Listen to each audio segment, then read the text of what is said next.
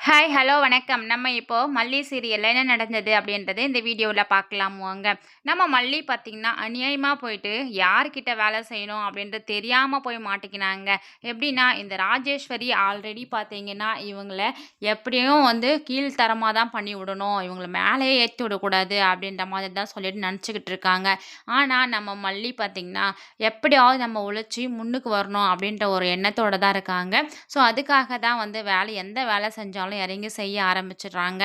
இப்போ அன்னபூரணி கிட்ட வந்து விஜய் சொல்லிடுறாங்க, இனிமே வந்து மல்லி எந்த வேலையும் செய்யக்கூடாது.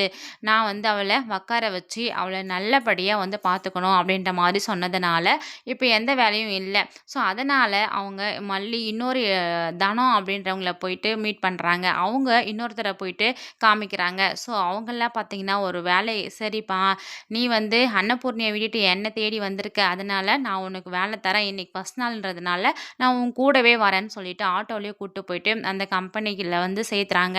ஸோ அப்படி உள்ள போகும்போது பார்த்தீங்கன்னா, நம்ம மல்லி படிச்சிடுறாங்க. அது என்ன அப்படின்னா, ராஜேஸ்வரி குரூப் ஆஃப் கம்பெனி அப்படின்றது.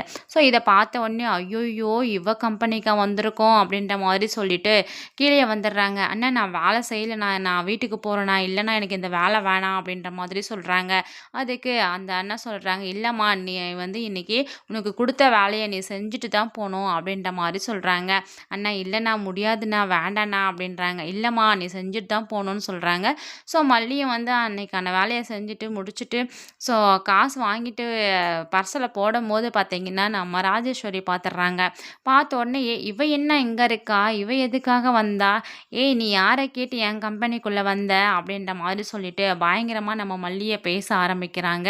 ஸோ அந்த இடத்துல நம்ம விஜய் மல்லிக்கு சப்போர்ட்டாக வருவாரா இல்லையா அப்படின்றது மிகப்பெரிய ஒரு எதிர்பார்ப்பாக இருக்குது. அதே சமயம் மல்லி மறுபடியும் அந்த கம்பெனிக்கு போக மாட்டாங்க. வெயிட் பண்ணி பார்க்கலாம். தேங்க்யூ.